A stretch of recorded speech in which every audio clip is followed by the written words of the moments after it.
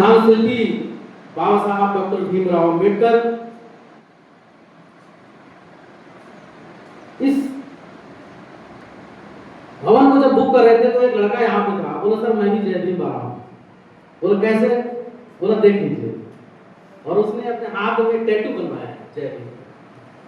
तो बोला अच्छा यार आप तो सहयोग करोगे कम से कम। तो मेरे सम्माननीय मंच, मुख्य अतिथि और मंच के समक्ष मेरे सभी संविधान प्रेमियों, आप सभी को मेरा सादर जय भीम, जय भूमिवासी, जय संविधान। साथियों, मूल निवासी कर्मचारी कल्याण का ये 5वां राज्य अधिवेशन बड़ी खुशी की बात है कि हमारे इस छोटे से शहर उमरिया जिला में ये संपन्न लगभग होने जा रहा है। आप सभी साथियों को मैं तहे दिल से स्वागत वंदन अभिनंदन करता हूं। इस दूसरे सत्र में जो विषय है सार्वजनिक क्षेत्रों का तीव्र गति से निजीकरण, कल्याणकारी राज्य के संकल्पना की अवहेलना। साथियों, आप सभी बुद्धिमान लोग अलग अलग डिपार्टमेंट से हैं और आप ये समझ रहे हैं कि किस प्रकार विभाग को प्राइवेटाइजेशन किया जा रहा है, निजीकरण किया जा रहा है। इसका मतलब राष्ट्रीयकरण की जो पहल थी, जो संकल्पना थी डॉक्टर बाबा साहब अम्बेडकर का, डॉक्टर छत्रपति साहू जी महाराज का, राष्ट्रपिता ज्योतिबा फुले का, उनके सपनों को भारत को कैसे चूर चूर किया जा रहा है निजीकरण करके। मैं बहुत ज्यादा विभाग के क्षेत्र में नहीं जाऊंगा, मैं सिंपल सादा उदाहरण देना चाहूंगा कि कैसे निजीकरण करें। साथियों, अभी कुछ दिन पहले इस पूरे देश भर ने वर्ल्ड इंडिजिनस पीपल्स डे मनाया,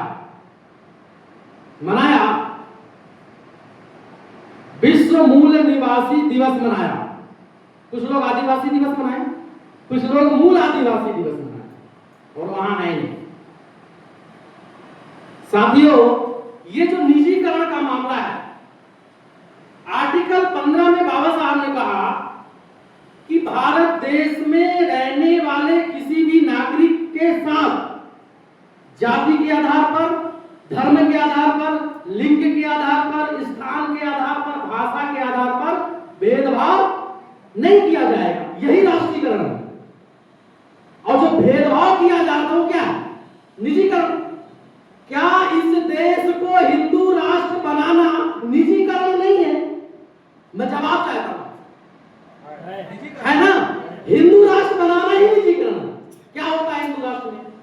वही एक व्यक्ति पढ़ना लिखने का काम करेगा, एक व्यक्ति राजा बनेगा और एक व्यक्ति व्यापार करेगा और बाकी हम सब लोग सेवा करेंगे। वही है निजीकरण। फिर बाबा साहब ने सबको बैकवर्ड करके, और उन्होंने अपने बहुत सारी किताबों में मूल निवासी अवधारणा लिखा है, ओरिजिनल इनहेरिटेंट का हवाला दिया है। और उनके गुरु रहे राष्ट्रपिता ज्योतिबा फुले, वो अपनी किताबों में लिखा है कि इस देश में लगभग 3500 साल पहले आर्य लोगों का, विदेशी आर्य लोगों का आक्रमण हुआ और यहाँ पे रह रहे मूल निवासियों को ऊंच नीच निम्न जातियों में बांटा और उनका शिक्षा, सत्ता, संपत्ति हड़प लिया। वहीं से निजीकरण चालू हो गया। तो बाबा साहब के गुरु रहे, तीसरे गुरु, पहले गुरु माना तथागत बुद्ध, दूसरे कबीर और तीसरे गुरु उन्होंने माना ज्योतिबा फुले को। उन्होंने मूल निवासी संकल्पना लेकर के आया। और हमारे साथी कहते हैं मूल निवासी कहां से आया? साथियों, फिर जब बाबा साहब सबको अधिकार दिए कि पहले तो उन्होंने, आप लोग सब जानते हैं कि पहले उन्होंने शेड्यूल कास्ट फेडरेशन नाम का संघ बनाया, फिर एससी एसटी को जोड़ा, फिर वो चाहते थे पिछड़ा वर्ग एक समाज बड़ा संगठन बने और उसी की अवधारणा लेकर के वाम से अपने बैकवर्ड समाज को वाम से की स्थापना की और वाम से की बदौलत आज पूरे देश में संविधान की चर्चा होती है। फिर लौट करके आ रहा निजीकरण। कैसे सरकार निजीकरण कर रही है?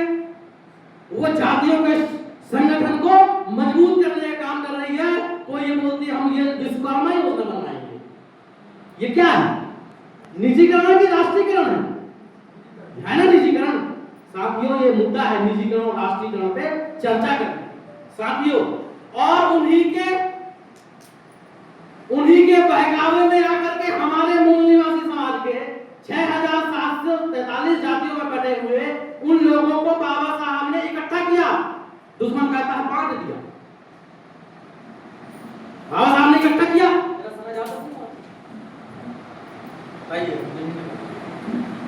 साथियों, उन्होंने जब इकट्ठा किया एससी एसटी ओबीसी समाज को बैकवर्ड क्लास घोषित करके संवैधानिक रूप से, तब हमारे जो सामाजिक कार्यकर्ता हैं, जब इस मध्य प्रदेश में वामसेव का कारवां आगे बढ़ा, तब तथाकथित उस समय पे सत्ता पे विराजमान लोग यहाँ पे अजाक्स संगठन का निर्माण किया।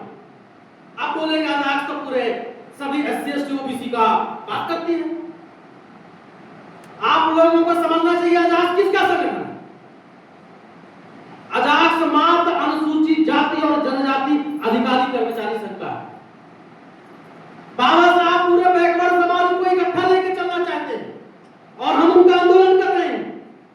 और यहाँ पे एससी एसटी के कर्मचारी अजाक्स जिंदाबाद के नारे लगा रहे हैं। क्या अजाक्स संगठन को बढ़ावा देना निजीकरण नहीं है? बताइए, है ना? अरे जब वो अजाक्स बनाएगा तो हमारे ओबीसी भाई चुप बैठेंगे क्या? वो भी ओबीसी महासभा बनाएंगे।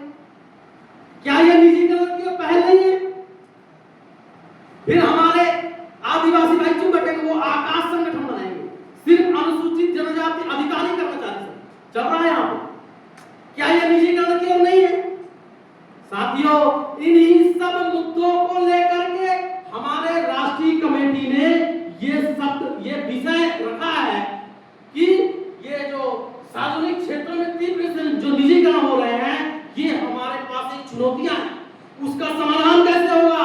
तो हम सबको बैकवर्ड को, जो पूरे मूल निवासी लोग हैं, तो मूल निवासी कर्मचारी कल्याण महासंघ के बैनर तले आएंगे, तब हमारा जाकर के हमारे समाज का उद्धार होगा, कल्याण होगा। इन्हीं शब्दों के साथ मैं सभी से रजा लेता हूँ। जय भीम, जय मूल निवासी, जय संविधान।